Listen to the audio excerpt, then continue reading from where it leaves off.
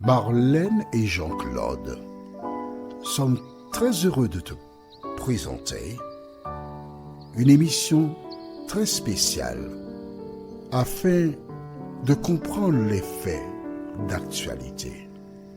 Merci pour ta fidélité. Merci pour ta fidélité à l'Éternel des armées. Aujourd'hui, notre thème s'intitule « Une fois pour toutes ». Nous avons deux références bibliques. Nous lirons dans le livre de Hébreux, chapitre 9, les versets 1 à 12. Et la deuxième référence, Marc, chapitre 7, verset 8. Avant d'aborder ce thème, prions. Notre Seigneur et notre Dieu, nous tournons nos regards vers toi aujourd'hui de manière toute spéciale, afin que le Saint-Esprit ouvre les yeux de celles et ceux qui recherchent la vérité. Merci, Saint-Esprit, de nous accompagner, au nom de Jésus et pour ta gloire éternelle. Amen. En préambule, je voudrais t'assurer d'une chose. Je ne fais la guerre à aucune communauté religieuse. Aucune. Je ne fais que lire les Écritures. Et je t'invite, qui que tu sois, à être rationnel et à regarder ce que dit la Bible. Allons sans plus tarder au livre de Hébreux chapitre 9, le verset 1 et suivant. La première alliance avait aussi des ordonnances relatives au culte et le sanctuaire terrestre. Un tabernacle fut en effet construit dans la partie antérieure appelée le lieu saint.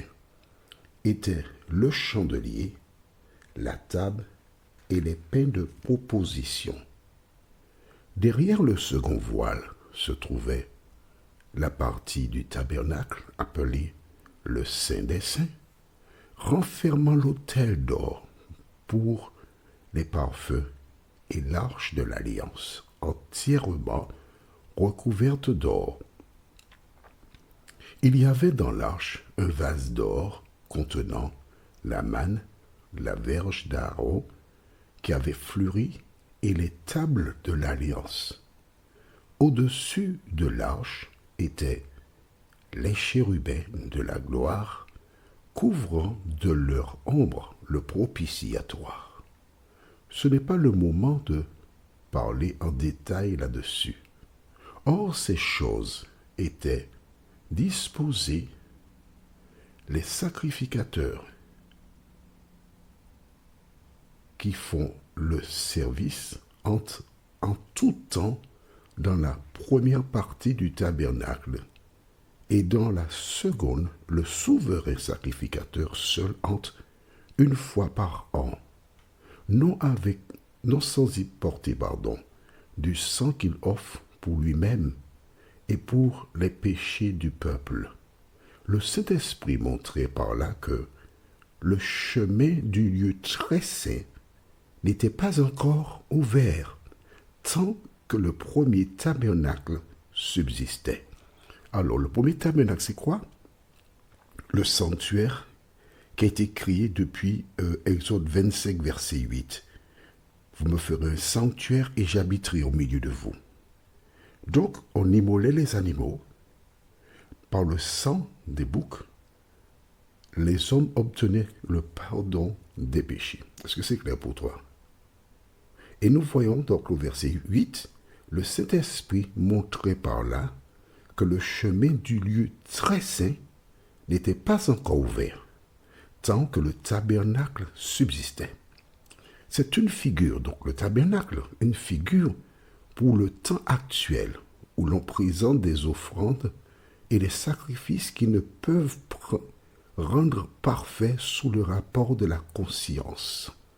celui qui rend ce culte et qui, avec les aliments, les boissons et les diverses ablutions, étaient des ordonnances charnelles imposées seulement jusqu'à une époque de réformation.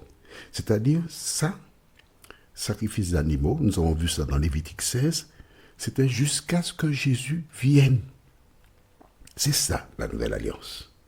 Verset 11. Mais Christ est venu comme souverain sacrificateur des biens à venir.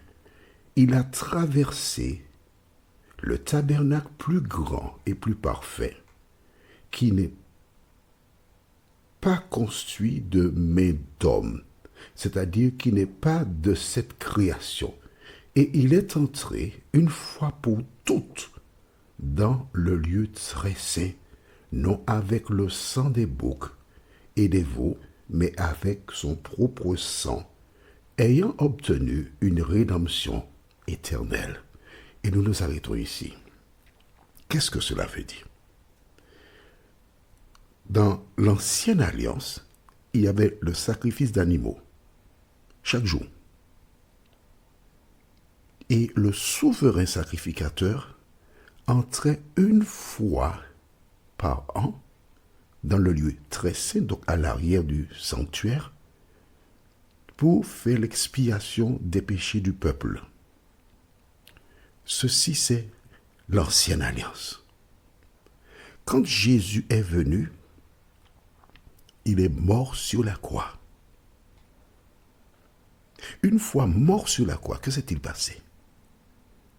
Le voile du temple s'est déchiré en deux, de haut en bas, montrant que cela ne venait pas de la terre, mais c'est une puissance du ciel divine qui a déchiré le voile.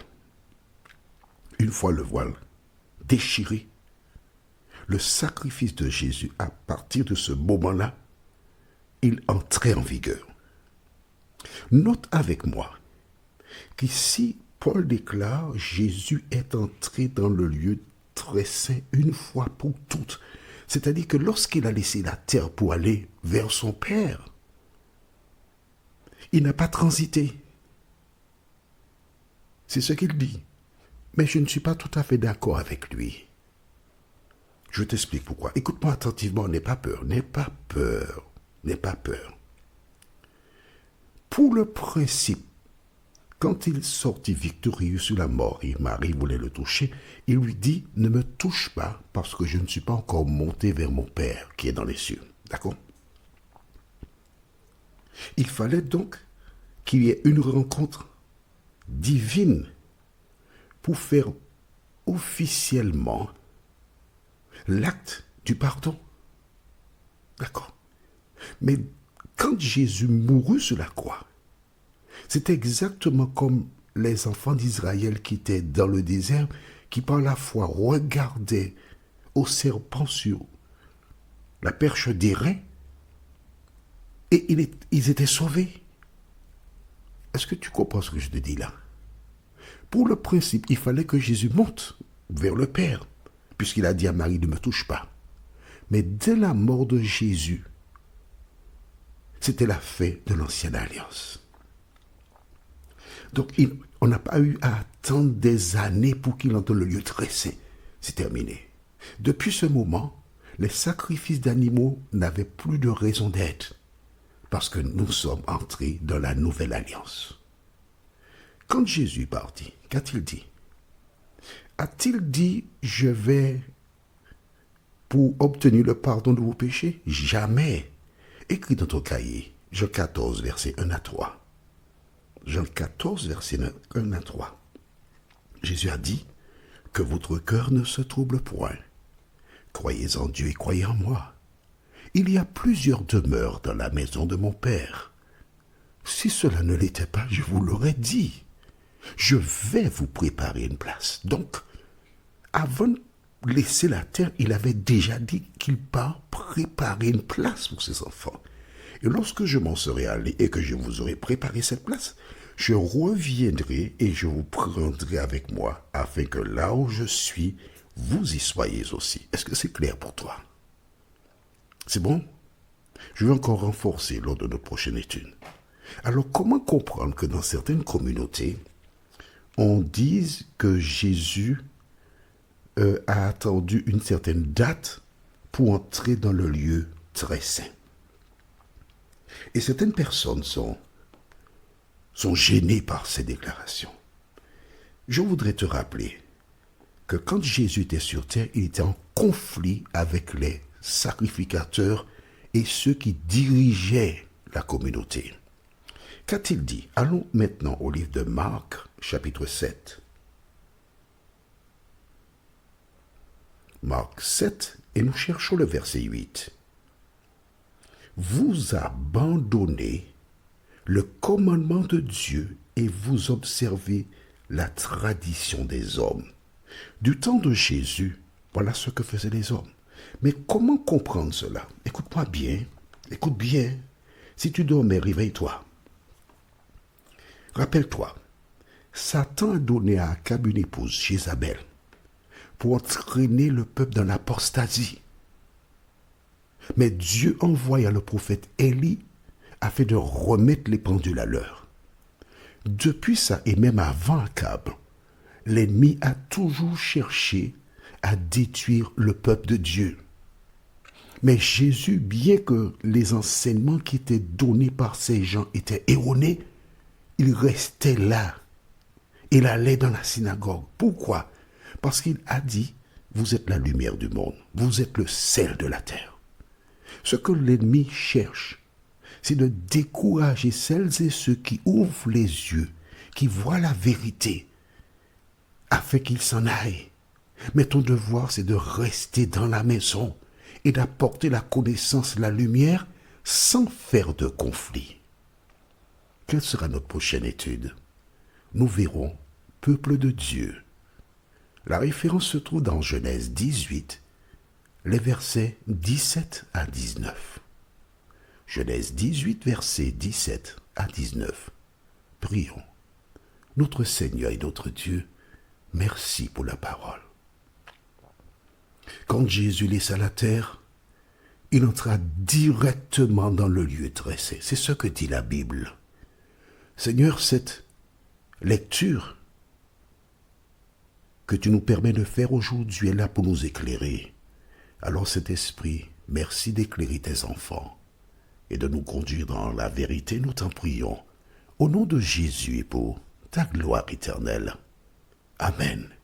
Que l'Éternel continue de te bénir et il me tarde de te retrouver. Nous sommes parvenus au terme de notre réflexion.